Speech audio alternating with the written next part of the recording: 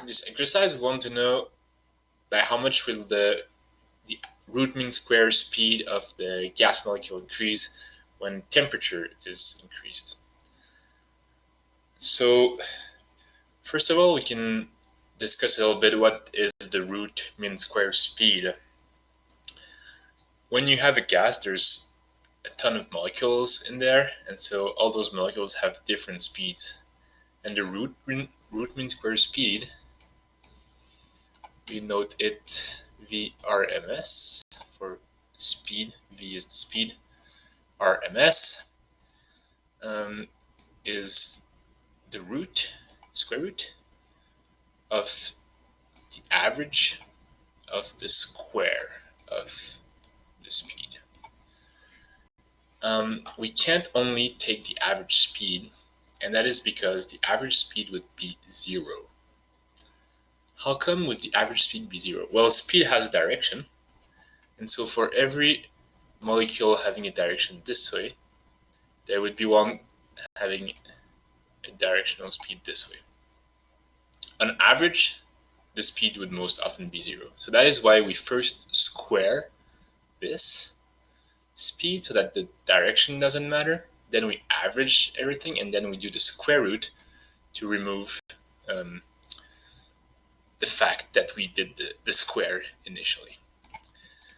But this is not important for the problem.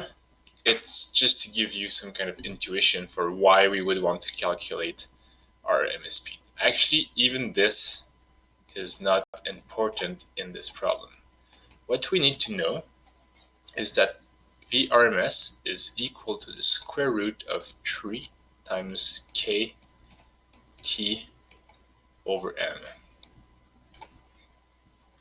where K is the Boltzmann constant, M is the mass, and T is temperature in Kelvin.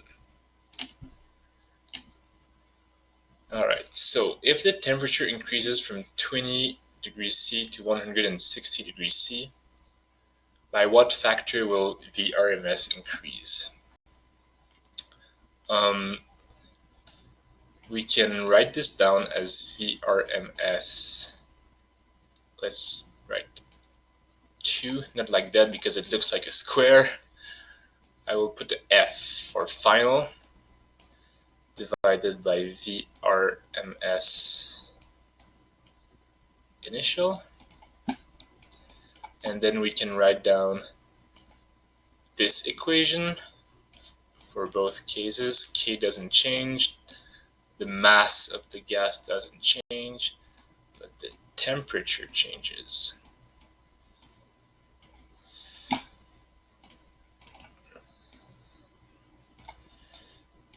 K, and here we'll have a different temperature, Ti for initial temperature.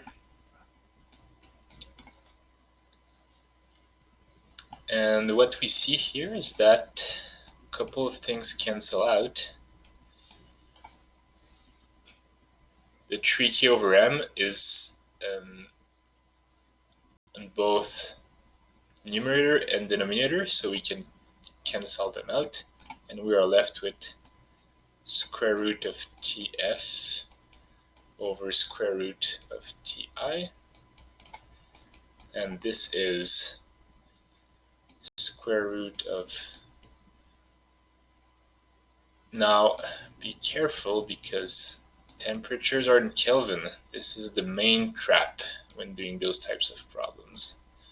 First time I did it, actually, I didn't get the right answer because I used Celsius here.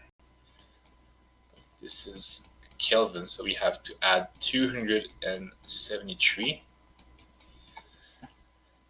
Alright, and then you run those numbers down and you get the 1.22 as given in the solution.